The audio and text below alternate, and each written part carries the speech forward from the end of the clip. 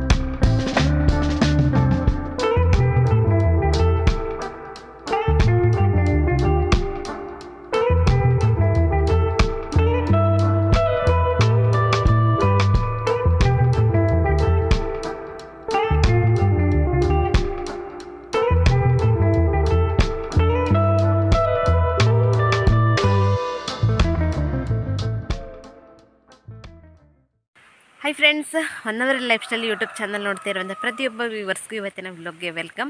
So ತಿಂಡಿ ಆಯಿತು. ತಿಂಡಿಗೆ ಇವತ್ತು ಸಿಹಿ ಗೆಣಸಿನ ಪಲಾವ್ ಮಾಡಿದ್ದೆ. ಸೊ ತುಂಬ ರುಚಿಯಾಗಿರುತ್ತೆ.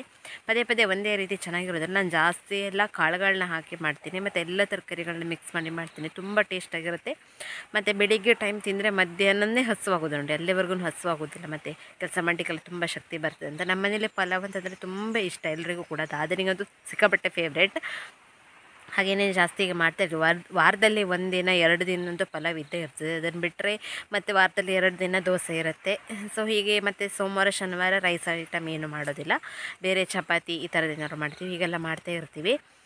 ಹಾಗೆಯೇ ಸಿಹಿ ಗೆಣಸಿನ ಪಲಾವ್ ತಿಂದ್ಕೊಂಡು ಇವತ್ತಿನ ಕೆಲಸಗಳನ್ನೆಲ್ಲ ಶುರು ಮಾಡ್ತಾಯಿದ್ದೀವಿ. ಸೊ ಇವತ್ತಂತೂ ನಾನು ಮೊದಲನೇ ವ್ಲಾಗ್ನ ಸ್ಟಾರ್ಟ್ ಮಾಡಿದ್ದೀನಿ. ಮಾತ್ರ ಬಿಸಿಲು ಬಂದಿದೆ ನೋಡಿ. ಈಗ ತಿಂಡಿ ಆಗಿ ಒಂದು 8:15 ಆಯಿತು ಅಷ್ಟೇ ಟೈಮು.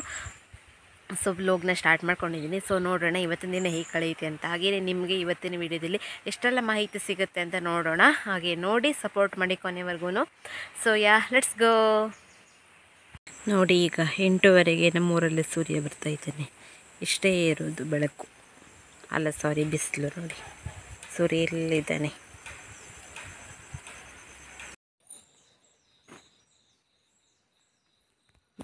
ಕಟ್ ಮಾಡು.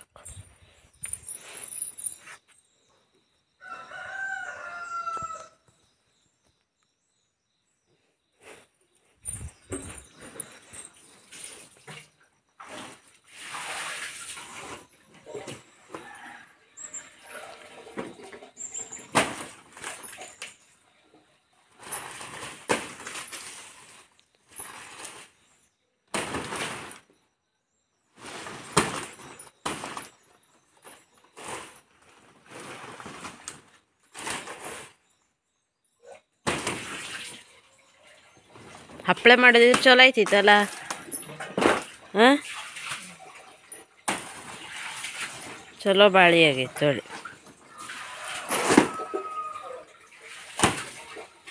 ಇಂಥ ಅಲೆ ಇಲ್ವಾ?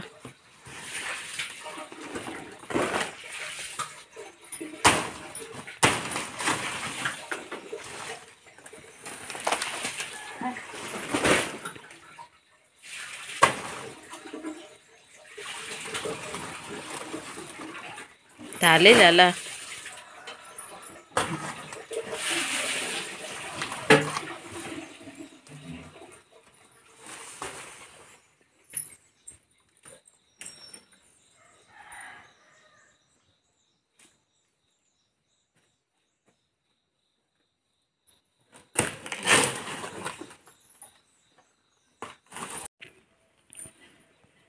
ನೋಡಿ ಫ್ರೆಂಡ್ಸ್, ಬೆಳಿಗ್ಗೆ ಮನೆ ಹತ್ತಿರ ತರಕಾರಿ ಬಂದಿತ್ತು. ನಮ್ಮೂರಲ್ಲಿ ಒಬ್ಬರು ಮಣಿಯಣ್ಣ ಅಂತ ಗಾಡಿಯೆಲ್ಲ ತರಕಾರಿ ತರ್ತಾರೆ. ನಾವು ಅವ್ರ ಹತ್ರನೇ ತಗೊಳ್ಳೋದು.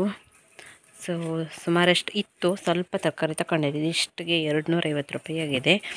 ಕ್ಯಾಬೇಜ್ ತಗೊಂಡಿರು, ಆಲೂಗಡ್ಡೆ, ಆಮೇಲೆ ಕ್ಯಾರೆಟು, ಮತ್ತು ಇದು ಬೀನ್ಸು, ಸೌತೆಕಾಯಿ, ಹಸಿಮೆಣಸು ಮತ್ತು ಹರಿವೆ ಸೊಪ್ಪು 2 ಕಟ್ಟು. ನೋಡಿ ಚೆನ್ನಾಗಿದೆ. ಇದಿಷ್ಟು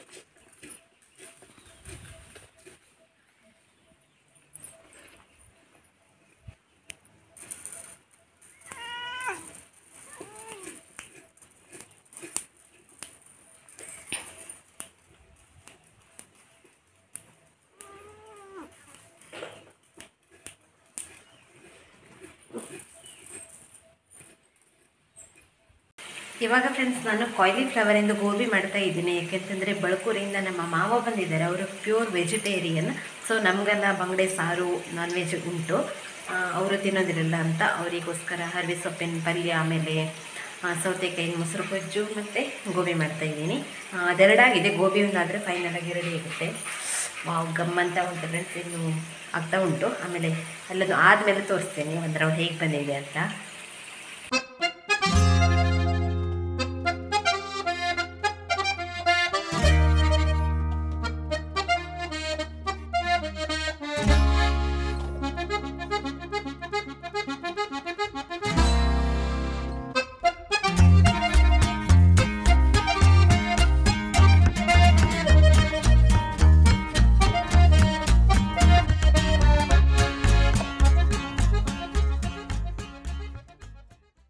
ಹಾಯ್ ಫ್ರೆಂಡ್ಸ್, ಸಂಜೆ ಈಗ ನಾನು ಎಗ್ ಪರೋಟ ರೋಲ್ ಮಾಡ್ತಾಯಿದ್ದೀನಿ.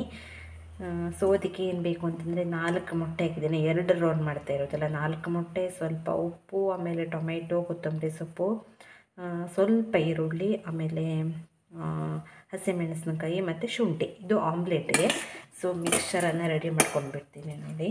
ಸೊ ನನಗಂತೂ ತುಂಬ ಇಷ್ಟ ಎಗ್ ರೋಲ್ ಅಂತಂದರೆ, ಹಾಗಾಗಿ ಅಷ್ಟು ದಿನಕ್ಕೆ ಮನೆಯಲ್ಲೇ ಮಾಡ್ತಾ ಇರ್ತೀವಿ. ಮತ್ತು ನಮ್ಮೂರಲ್ಲಿ ಸಿಗೋದಿಲ್ಲ, ತಿನ್ನಬೇಕು ಅಂತಂದರೆ ಹೊನ್ನಾವರ ಹೋಗಬೇಕು. ಹೊನ್ನಾವರದಲ್ಲಿ ಒಂದು ಎಗ್ ರೋಲ್ಗೆ 80 ರೂಪಾಯಿಂದ 100-150 ರೂಪಾಯಿವರೆಗೂ ಇದೆ. ಸೊ ನೋಡಿ, ಈಗ 2 ಎಗ್ ರೋಲ್ ಅಂದರೆ ಒಂದು 300 ರೂಪಾಯಿ ಆಗುವಷ್ಟು ನಾನಿವತ್ತು ಉಳಿತಾಯ ಮಾಡ್ತಾಯಿದ್ದೀನಿ. ಸೊ ಮನೆಯಲ್ಲೇ ಮಾಡ್ಕೊಂಡು ತಿಂದಷ್ಟು ನನಗೆ ಹೋಟೆಲ್ಗಳಲ್ಲಿ ತಿಂದಷ್ಟು ಫೀಲ್ ಆಗೋದಿಲ್ಲ. ಹಾಗಾಗಿ ಮನೆಯಲ್ಲೇ ರೆಡಿ ಮಾಡುವ ಅಂತ ಅಂದ್ಕೊಂಡಿದ್ದೀನಿ.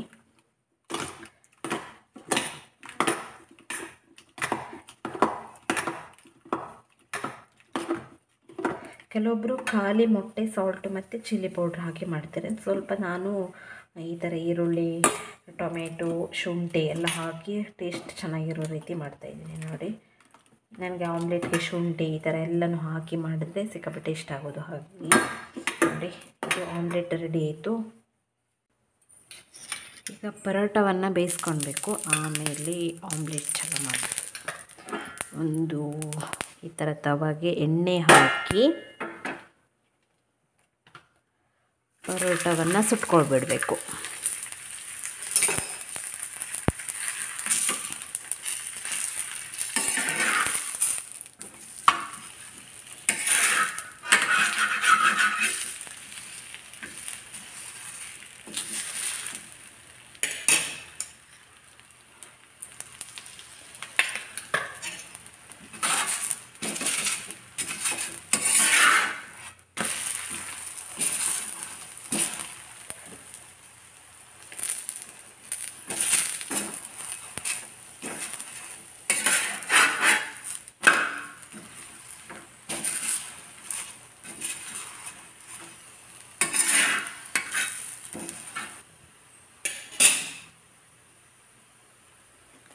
ನೋಡಿ ಫ್ರೆಂಡ್ಸ್, ಪರೋಟ ಬೆಂತು. ಇದ್ರ ಮೇಲೆ ನಾನು ಸ್ವಲ್ಪ ಎಣ್ಣೆಯನ್ನು ಹಾಕ್ಕೊಂಡು ಬಿಡ್ತೀನಿ. ಆಮೇಲೆ ಆಮ್ಲೆಟ್ ಮಿಕ್ಸನ್ನು ಹಾಕಿ